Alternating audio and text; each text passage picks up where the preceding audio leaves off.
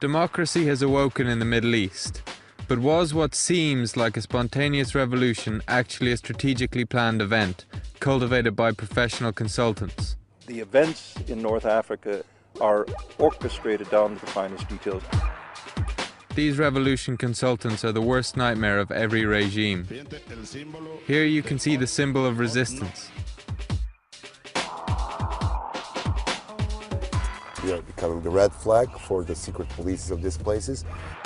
They mainly operate in countries in which the Western world has a clear interest. Hardly a coincidence, it seems. The institutions that support him, you take those away, the regime has to fall. Cairo in early February. The sudden appearance of the wild horsemen at this demonstration shocked the world over. Storming into the crowd, they split the peaceful demonstration apart. Yet what seemed like a brutal attack by the Mubarak regime was actually a staged affair, intended for the national and international media. The message? Egypt is in a state of chaos.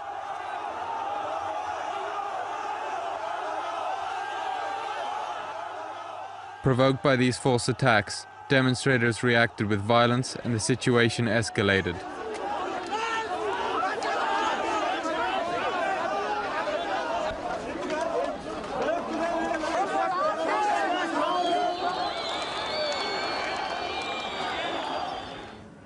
Right from the start, the revolution consultants follow a specific strategy, a strategy developed by the Serbian organization Otpor.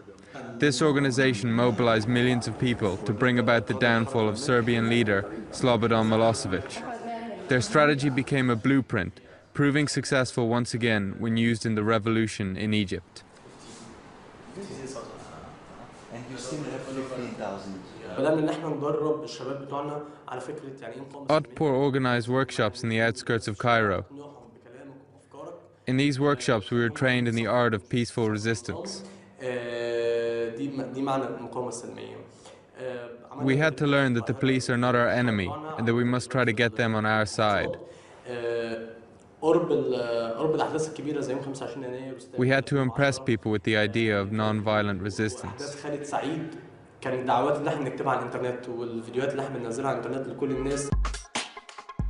Opposition movements from all over the world come here, to the Serbian capital Belgrade, to be educated in the art of overthrowing a dictatorship. The Serbs have used their experience 12 years ago to form a revolution training school, the Center of Strategy for Non-Violent Resistance, or for short, CANVAS. Chief instructor Serdar Popovic is one of the few CANVAS members who would show his face publicly in front of the camera. It was here in his office that the Egyptian revolution was planned. The trick is that you don't push, you pull. What you're actually doing is actually persuading these people from the police force, from military force, that there will be a place for them in the new Egypt. And it isn't just Egyptians getting trained in the art of revolution here. The part of our work now is focused back to Middle East because of the few reasons. First of all, the struggle is not over. And we're already talking about 8 or 9 different countries. In some of these countries, which I of course wouldn't mention, we have very good groups which we are communicating with. We don't want to endanger these groups, so we wouldn't speak about this openly. In some of these countries, we are just observing situation and preparing analytics. It is very interesting what will come out of it. Ovu fleku sigurno I nepovratno skida ovu I slične mrlje. Deluje. Gotov je. It was here, outside the Belgrade parliament, that Otpor's influence began. How many countries you were working with that after this? We worked with 37 countries after the Serbian Revolution. We had a successful 5 revolutions now before Middle East. And this is Georgia, Ukraine, Lebanon, Maldives, and now Egypt and Tunisia. And the list will grow longer. And then at the end, we don't have an idea in how many countries the clenched fist of Otpor was used. It's probably a dozen countries right now. After Milosevic's downfall, Otpor became an international phenomenon. The symbol of the fist reappears all over the world as the signature of the revolution makers. It re-emerged in Kamara, Georgia, followed by Oborona in Russia, then in Venezuela and Iran, and most recently it was used by the opposition groups in Egypt. The American author and Princeton University lecturer William Engdahl has written for over 30 years about Washington's secret geopolitics. He has established a widespread information network that extends deep into America's Secret Service. He is convinced Otpor is not acting alone. The key actors in Otpor went on to create Canvas, as you mentioned, and operate in some 50 countries. They are simply following an agenda given them by people in Washington for regime change. They're using this deniability that they're simply idealistic young people from Serbia who did it successfully and are so happy about it they want to show the rest of the world. That's hardly a plausible explanation in my view. I think they're getting well financed by American intelligence services for doing this.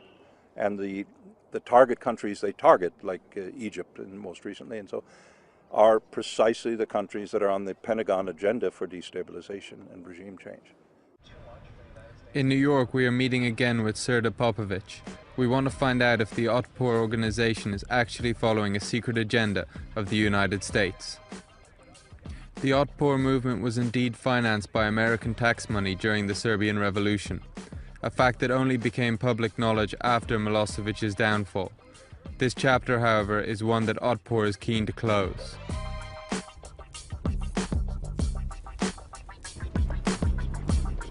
Unlike popular belief that this is funded from America, Canvas is 100% privately funded. So I mean, my organization's biggest donor is a Serb you're going to meet. His name is Slobodan Đinović, and he's also my partner in this organization. This gives us independence.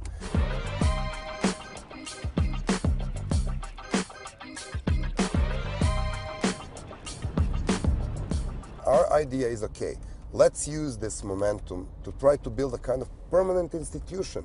Let's see what we can do with great scholars. There are great scholars here in US, in Boston, here in New York. What if we can make a permanent international think tank which will brief the world on what is happening, so we make sure that the world won't get amazed next time the bunch of strategically organized kids cannot come out and kick down the guy like Mubarak.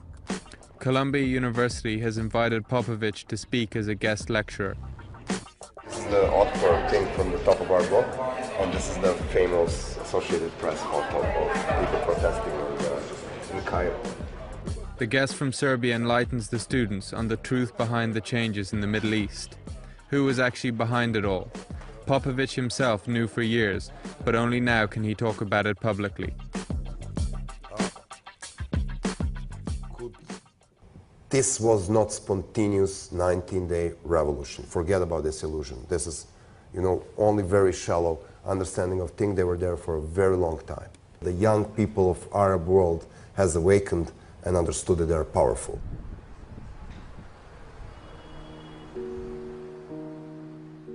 The old city of Tunis. The Tunisians were the first in the Arab world to overthrow their government. Yet the euphoria about their dictator's downfall was hardly noticeable. The uncertainty of their political future left the Tunisian population anxious. For decades, the people of Tunisia were oppressed by Ben Ali's totalitarian ruling.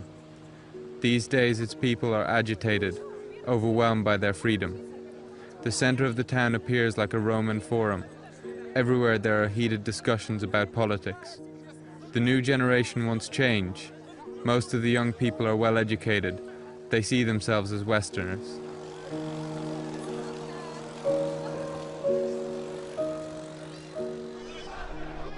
Until recently, scenes like this were thought impossible.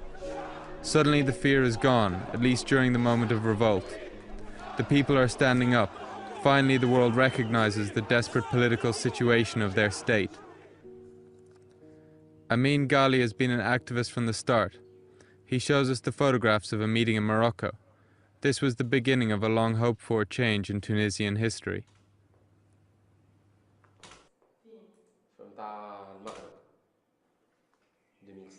We had a trainer from Belgrade, yes, from the city of Belgrade, who came and trained the participants on these strategies, focusing mainly on the Serbian experience. After the wave of changes in the 90s and early 2000s in Eastern Europe and in the Soviet bloc of non-violent strategies, at least there was kind of an influence to the Arab region, that this is what we should be doing to bring in change to our own countries. The time was ripe for a revolution test run.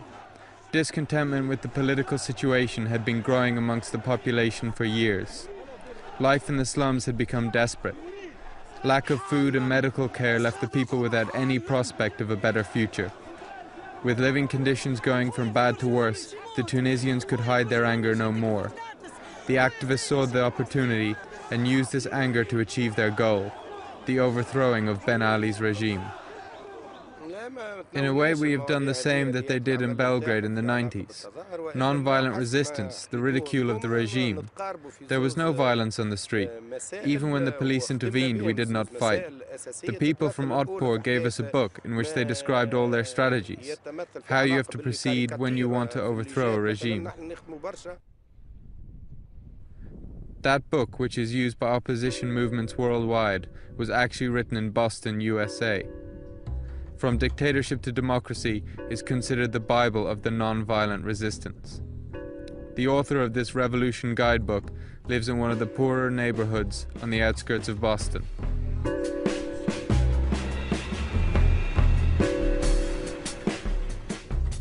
It was 83-year-old Gene Sharp who wrote the masterpiece, first published in 1993. It contains 198 methods of non-violent action. And when people are not afraid, that dictatorship is in big trouble. Big trouble.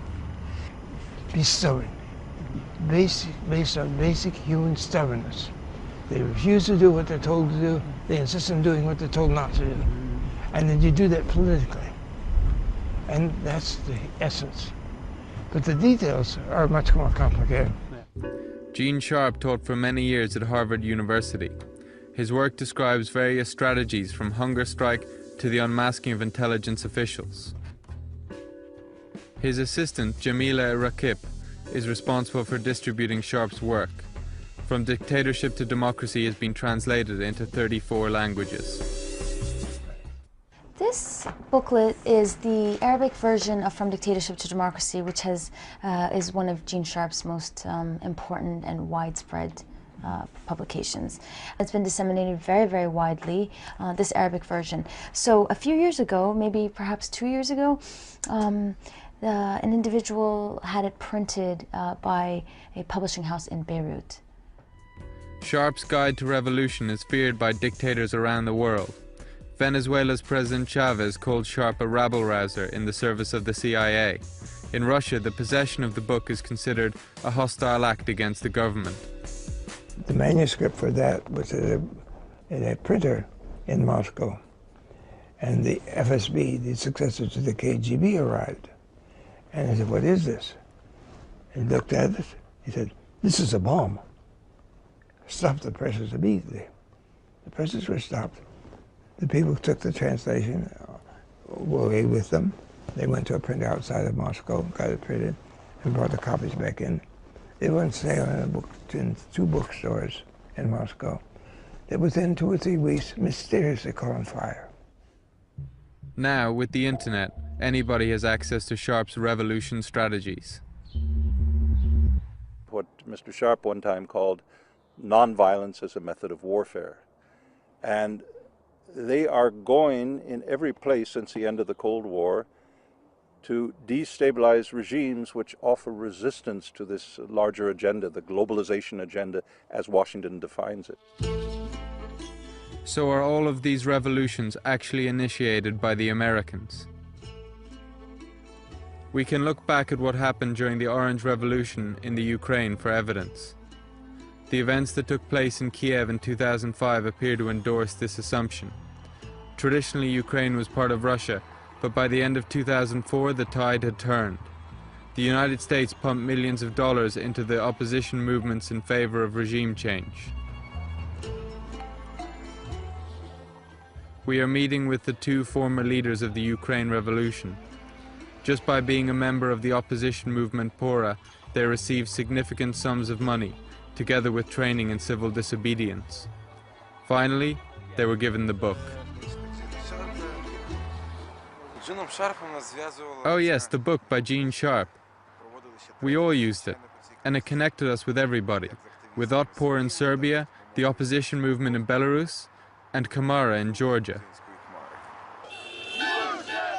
It was in November 2004 when hundreds of thousands of people flooded Independence Square in Kiev and demanded Viktor Yushchenko for their president. At the end of the revolution, the crowd got what they demanded. Yushchenko became president due to the massive support he received from the Western world. We had a number of great examples of dramatizing as well as having fun on the streets. The revolution is a celebration. This is the spirit of Gene Sharp. Every movement becomes a brand with its own symbolism. Oranges in Ukraine, the Rose Revolution in Georgia, the Tulip Revolution in Kyrgyzstan, the Denim Revolution in Belarus. All different symbols, but with the same concept and the same sponsor, the United States of America. In my case, in 2004, I was heading a voter education campaign with a budget of $1 million. $1 million? Yes. Yes. But not because American taxpayers wanted to protest Yanukovych, but because Yanukovych tried to steal the vote. The United States and the European Union and others, they are serious about democracy. After the revolution in Ukraine, Dmytro Potechin made a career from being a former activist. He now works as a revolution trainer. From his flat, he instructs the opposition movements in Iran, Russia, Belarus, and Egypt. Via Skype, he is able to stay in touch with all his clients.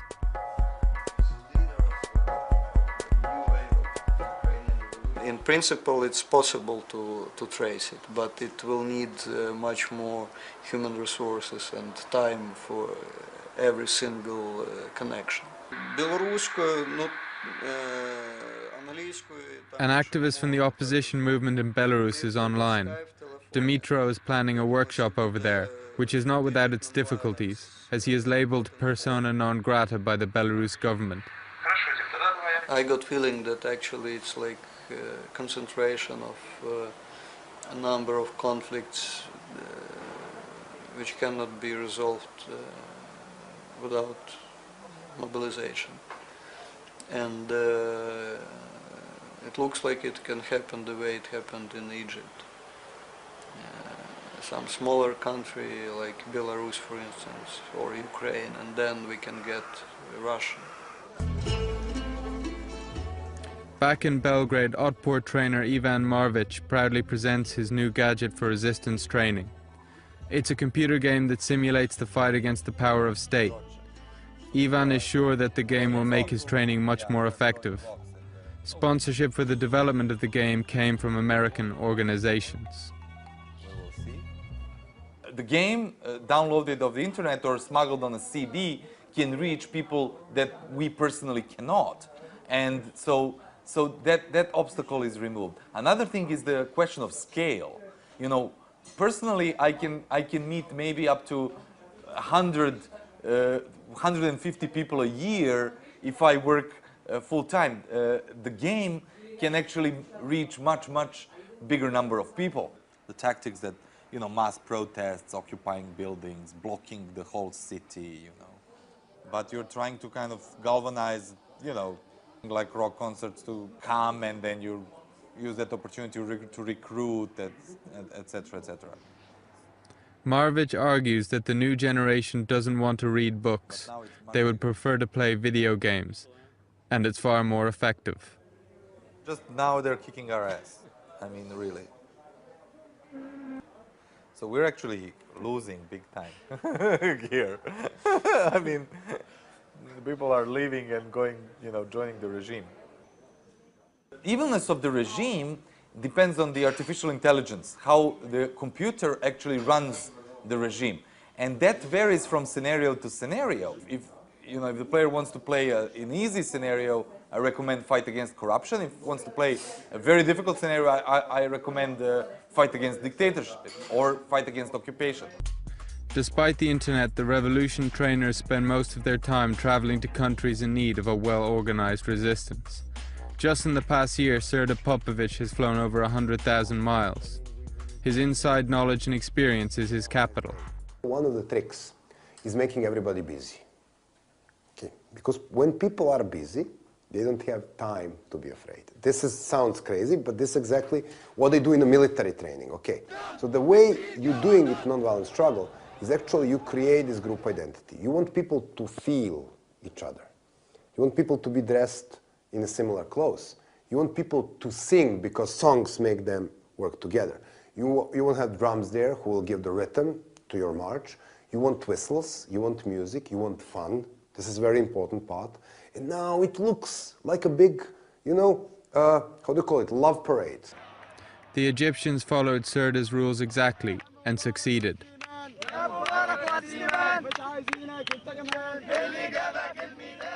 The whole world was watching as the people celebrated on Tahrir Square. The regime was powerless. If it had reacted with violence, it would have lost face in front of the whole international media. The events in North Africa and the Middle East, from Bahrain, from Yemen and so forth, it goes back actually to 2003 and the time right after the US occupation of Iraq, when George Bush at the G8 summit of 2004, June, announced a greater Middle East project, that Washington's goal was to turn the Middle East into a free market paradise like they had turned Poland and the countries of Eastern Europe with shock therapy. America is pursuing a forward strategy of freedom in the greater Middle East. To diversify their economies, open their political systems. We must stand with democratic leaders and moderate reformers across the broader Middle East. The United Kingdom is ready to work with governments and civil society in the Middle East in support of greater economic development and more open political systems. From Damascus to Tehran, that freedom can be the future of every nation. You must not get the impression that what happens in the streets of Cairo at the moment is initiated by the Western world or other foreign states. The Iranian government produced this propaganda video.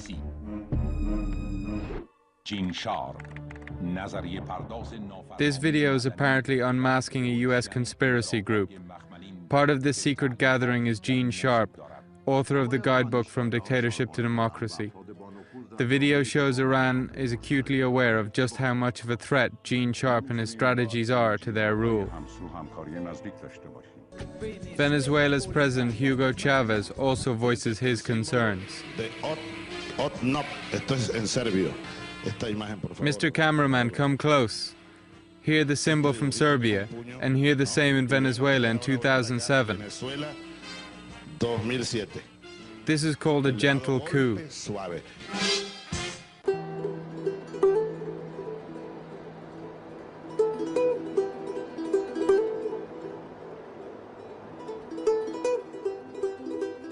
Cairo after the revolution.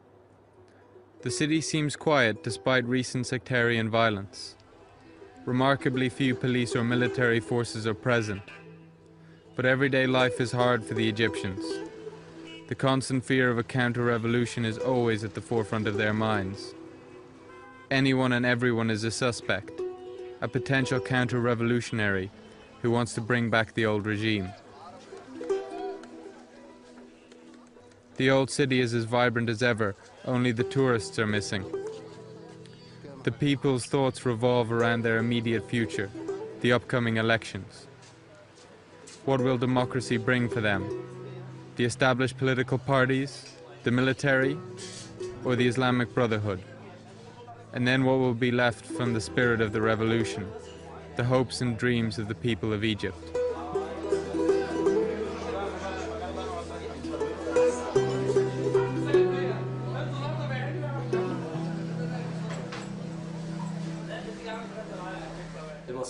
The people that suggest that there was a big master plan behind this revolution, they don't know what was going on in the streets of Egypt. We have witnessed what our country had become. We wanted the changes, and we wanted them to come from us. We want to be the creators of our own destinies, to fight for our rights. I cannot believe that the Americans can influence millions of people. The people of Tunisia still enjoy the new freedom. For the first time, they are able to discuss publicly what has troubled them for decades. Their former leaders' lies, the corruption, the unfair distribution of wealth. They are unsettled, however, by the recent arrests of civilians and the curfews. Also, the economy is a major concern for them. Tourism is slow and foreign investors see Tunisia as a risky endeavor. We have to differentiate between the revolution that brought us freedom, which is a very big and major and important step. It took place in a month or two in Tunisia, but then we are going through an entire process of democracy transition. And when we talk about democracy transition, we are not talking about weeks nor months, but we are talking about years. We should not be impatient about democracy. We have achieved freedom through this revolution. It's a big capital, it's a big thing to keep on, but we have to move on to democracy building.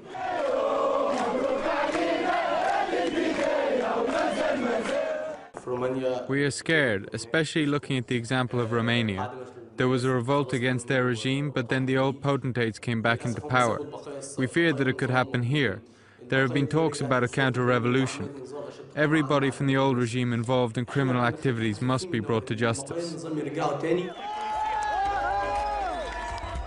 The revolutionary road to democracy is one filled with many obstacles. Once the overthrowing of a government is accomplished, the hard work really starts. Civil liberties must be established and defended. For the revolution consultants, this has become a very lucrative business.